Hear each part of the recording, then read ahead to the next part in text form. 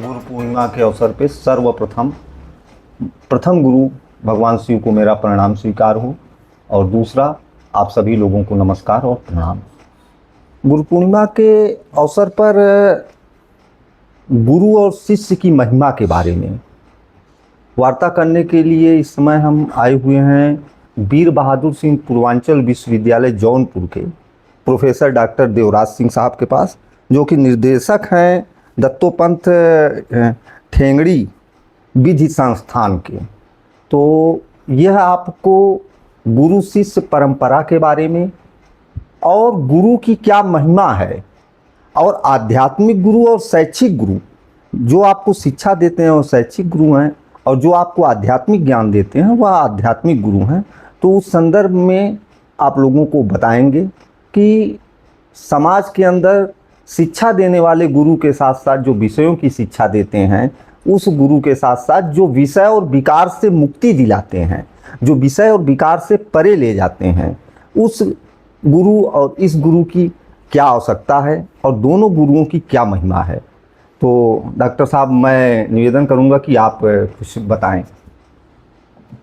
आज गुरु पूर्णिमा के अवसर पर समस्त देशवासियों को बधाई देता हूं और गुरु के बारे में जैसे कहा गया है, इंग्लिश में जिसको कहते हैं टीचर, और हम लोग उनको मास्टर साहब भी बोलते हैं। गुरु की बड़ी महिमा है। गुरु की महिमा के बारे में कबीरदास जी ने बहुत सारा लिखा है। उन्होंने सबसे पहले यही लिखा कि गुरु गोविंद दो खड़े काके लागों पाओ, बलिहारी गुरु आपनो गोविंदियो बताए। तो गुरु एक ऐसा स्तंभ है कि गुरु ने हमें मार्गदर्शन दिया, एक दिशा दी जिससे हम भगवान तक पहुंच सके। तो गुरु का स्थान सर्वोच्च है। और भी उन्होंने बहुत सारा कहा है, गुरु कुमार शिष्य को मह। जैसे कुम्हार जब बर्तन बनाता है तो आपने देखा गुरु कुमार उसको कैसे उसको बनाता आकृति देता है, आकृति प्रदान करता है और उसको कैसे शेप देता है, बनाता है, और तभी वो खुश होता है जब वो उस आकृति में ढल जाता है। यही हाल गुरु का है, या जो शिक्षक हैं वर्तमान में, जब उनका शिष्य बहुत आगे जाता है उनको बड़ी प्रसन्नता होती है। और गुरु का एक काम और है कि जरूरी नहीं कि बहुत अच्छा हो उसको हम वो करें, सबसे खराब से खराब जो हमारा स्टूडेंट है उसको हम कैसे आगे ले जाएं, ये हमारे शिक्षकों की मेन भूमिका है। कि अच्छे तो अच्छा करेंगे ही, लेकिन हम सबसे खराब स्टूडेंट है उसको कैसे ऊपर चढ़ाएं।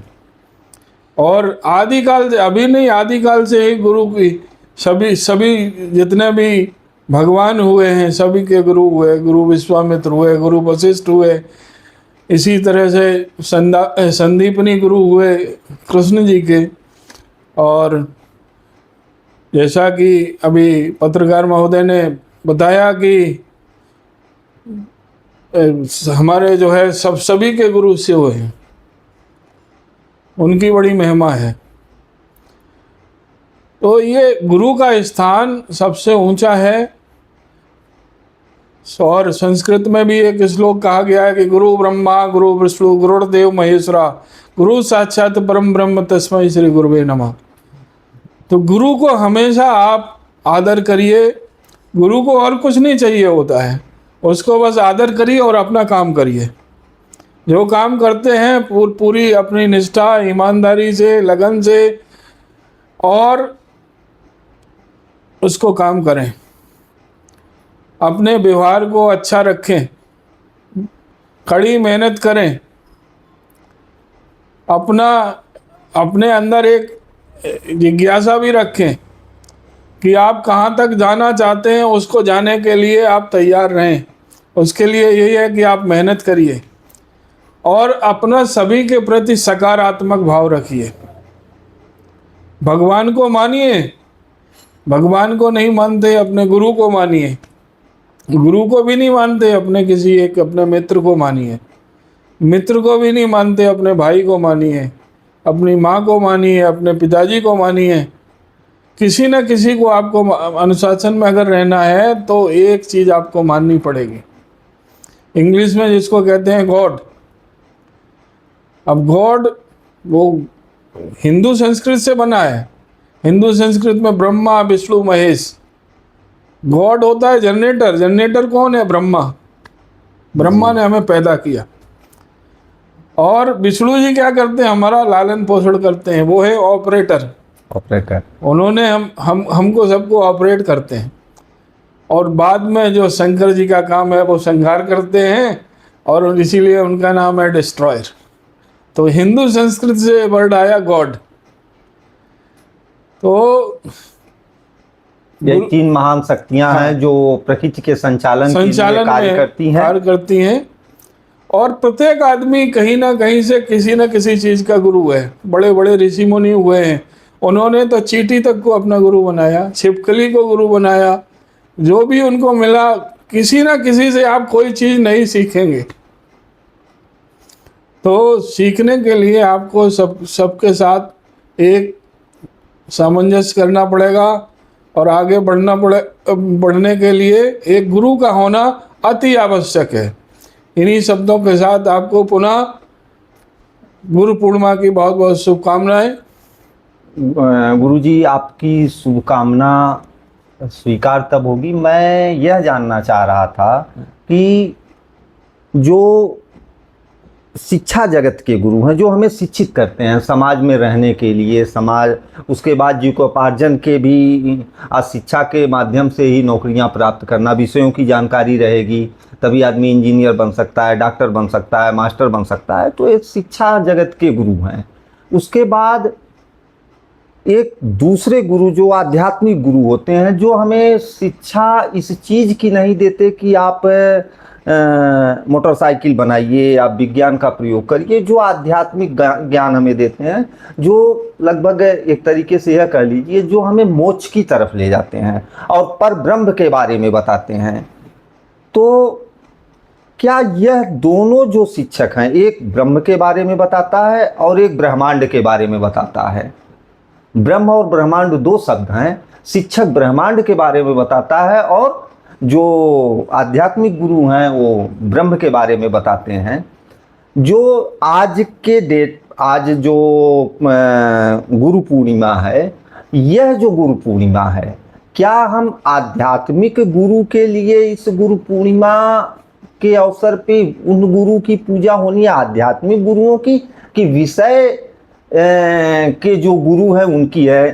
थोड़ा इसमें मैं संदेह की स्थिति में था, क्योंकि अभी शिक्षक दिवस मनाया जाता है कि उस दिन शिक्षकों का दिवस होता है। उस दिन भी हम अपने जो हमारे टीचर्स होते हैं, टीचर्स डे होता है, तो उस दिन हम उनकी पूजा करते हैं, उनका सम्मान करते हैं। खैर, सम्मान और पूजा तो गुरु की हमेशा करनी चाहिए। जो व्यक्ति अपने गुरु की जो आपका शिक्षक है, जो आपको जो है कि शिक्षित कर रहा है, समाज में रहने योग्य बना रहा है, अगर उसका हम सम्मान नहीं कर सकते हैं, उसका आदर नहीं कर सकते हैं, तो इसका मतलब हम स्वयं अपना भी आदर नहीं कर रहे हैं। क्योंकि चरित्र निर्माण में सबसे बड़ा योगदान, चाहे वो आध्यात्मिक क्षेत्र हो, सामाजिक क्षेत्र हो, एक गुरु का ही होता है। तो जो आध्यात्मिक गुरु हैं और जो शिक्षक हैं, हम लोग शिक्षा दिवस भी मनाते हैं। ये आषाढ़ मास की प्रथम पूर्णिमा को जो है कि जो गुरु पूर्णिमा पड़ती है, तो ये क्या आध्यात्मिक गुरुओं के लिए स्पेशल है कि इसमें सारे गुरुओं की पूजा होगी? वैसे तो जो परंपरा थी, परंपरा में यह है कि आध्यात्मिक गुरुओं के लिए है। जी जी जी। लेकिन हम अपने गुरु, जो भी गुरु रहे हैं, उनको कहीं भी सम्मानित कर सकते हैं। जी, उनके लिए कोई दिन विशेष उनके लिए दिन विशेष नहीं है। दूसरा, आपने कहा कि आध्यात्मिक गुरु, उन्होंने भी एक आपको अनुशासन दिया है। जी। जैसे आध्यात्मिक गुरु वो वैसी शिक्षा नहीं देते हैं आपको, लेकिन एक आपको मंत्र देते हैं कि आपको ये जाप करना है। वो मंत्र नहीं है, वो आपके जीवन में अनुशासन कैसे है। आप सवेरे जागेंगे, जाग के उन्होंने कहा कि 1 माला करनी है, 2 माला करनी है, 3 माला करनी है, कैसे कैसे। और वो ये नहीं कहते कि आप एकदम से करने लगो, उन्होंने भी सतत अभ्यास के लिए कहा है। तो आध्यात्म गुरु भी जो हैं वो बहुत महत्वपूर्ण है। मेन ये जो गुरु पूर्णिमा मनाई जाती है, ये आध्यात्म गुरुओं के लिए हुई है। साथ में हम और भी जो हमारे जीवन में जो गुरु आए हैं सभी लोगों का सम्मान करें। हम तो कह रहे माता पिता का भी इस प्रथम अवसर गुरु पर तो वही है। सम्मान होना चाहिए, क्योंकि प्रथम गुरु तो माता ही माता है। पिता ही हैं। तो हमारे गुरु प्रोफेसर देवराज सिंह साहब ने हम लोगों को यह बताया कि कोई भी गुरु जो आपको मंत्र देता है, चाहे वो आध्यात्मिक गुरु हो, शैक्षिक गुरु हो, जो गुरु मंत्र देता है, गुरु मंत्र मेन यही है कि आप संयमित रहिए और संयम के साथ ही जीवन व्यतीत होता है। समाज को एक नई दिशा देने के लिए कार्य करिए। गुरु के दिशा निर्देश में किए गए कार्य कभी असफल नहीं होते हैं। तो गुरुओं के प्रति आदर सम्मान बना के रखिए। नमस्कार।